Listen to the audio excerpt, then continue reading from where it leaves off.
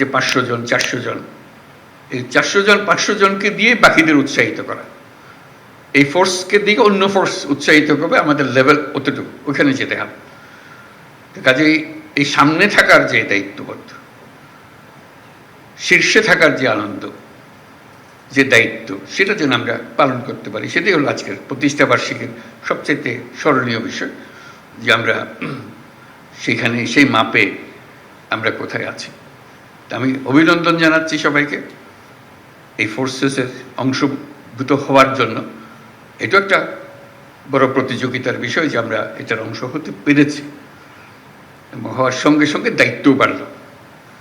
এটা যেন আমরা নামিয়ে না ফেলি, আমাদের যে মান, সে মানে যেন আমরা নিচের দিকে না গিয়ে বরং উপরের দিকে আমরা উঠিয়ে দিতে পারি। প্রতিবার যখন এই ফোর্সেস গঠন হয়, সেই গঠনের মধ্যে আমরা প্রতিবারেই ধাপে ধাপে উঠছি, ওই বিশ্বমানের কাছাকাছি চলে যাচ্ছি, এরকম যেন আমরা মনে রাখতে পারি।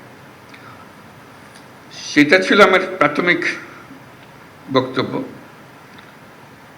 আমি লিখিত যে বক্তব্য আছে সেটা পড়ে শুনি। এসএসএফ এর 39তম প্রতিষ্ঠা বার্ষিকী উপলক্ষে আয়োজিত এই অনুষ্ঠানে আমাকে আমন্ত্রণ করার জন্য ধন্যবাদ। প্রতি বছরের নিয়ে এবছরও এসএসএফ প্রতিষ্ঠা বার্ষিকী পালন করছে। এসএসএফ অন্য বাহিনীর তুলনায় একটি ক্ষুদ্র বাহিনী, তবে এর কাজের গুরুত্ব এবং সংবেদনশীলতা অনেক বেশি। এই বাহিনী আমার নেতৃত্বে ও তত্ত্বাবধানে পরিচালিত হয়। এসএসএফ একটি প্রশিক্ষিত ও সুশৃঙ্খল বাহিনী, যারা আমার ও রাষ্ট্রপতির সার্বক্ষণিক নিরাপত্তা নিশ্চিত করে। এটা একটা দায়িত্ব। আমি যেটা বললাম, সে দায়িত্বেরও বাইরে আরেকটা দায়িত্ব আছে, সেটা হলো বিশ্বমানে চলে যাওয়া। দেশের মান যেটা, সেটা আমাদের কারণে, এই বছরের কারণে আমরা যেন জাতীয় মানে নিচে না নামি, বরং জাতীয় মানে উপরে উঠি, আর হলো বিশ্বমানের কাছাকাছি বা সমকক্ষ হতে পারে।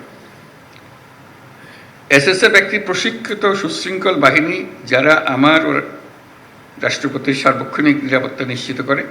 বিগত 10 মাসে এসএসএফ দেশে বিদেশে অনেকগুলো গুরুত্বপূর্ণ দায়িত্ব দক্ষতার সঙ্গে পালন করেছে। আমি এসএসএফ এর সার্বিক পেশাদারিত্ব এবং আন্তরিকতা নিয়ে সন্তুষ্ট। এই জন্য এসএসএফ এর সকল সদস্যকে আমার ধন্যবাদ জানাচ্ছি। এসএসএফ বঙ্গভবন সহ আমার বাসস্থান, কার্যালয় এবং সকল ধরনের গমনাগমনের নিরাপত্তা নিশ্চিত করে। এছাড়াও ঢাকার অভ্যন্তরে এবং বাইরে বিভিন্ন অনুষ্ঠানে নিরাপত্তা নিশ্চিতের পাশাপাশি অনুষ্ঠান সুষ্ঠুভাবে সম্পাদনেও উল্লেখযোগ্য ভূমিকা রাখে। সম্প্রতি কক্সবাজার এবং রোহিঙ্গা ক্যাম্প পরিদর্শন, চট্টগ্রাম বন্দর, চট্টগ্রাম বিশ্ববিদ্যালয় সমাবর্তন অনুষ্ঠানে এসএসএফ অন্যান্য বাহিনীদের সাথে সমন্বয় করে সফলভাবে নিরাপত্তা নিশ্চিত করেছে।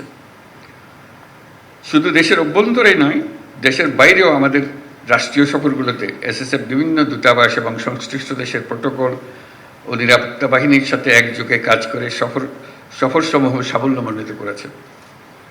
এছাড়াও বাংলাদেশে আগত মালয়েশিয়ার প্রধানমন্ত্রী, পূর্ব তিমুরের রাষ্ট্রপতি ও জাতিসংঘের মহাসচিবের রাষ্ট্রীয় সফরের সামগ্রিক নিরাপত্তা এই বাহিনী অত্যন্ত সফলতার সাথে সম্পন্ন করছি। সেজন্য আমি সবাইকে ধন্যবাদ জানাচ্ছি এই উপলক্ষে।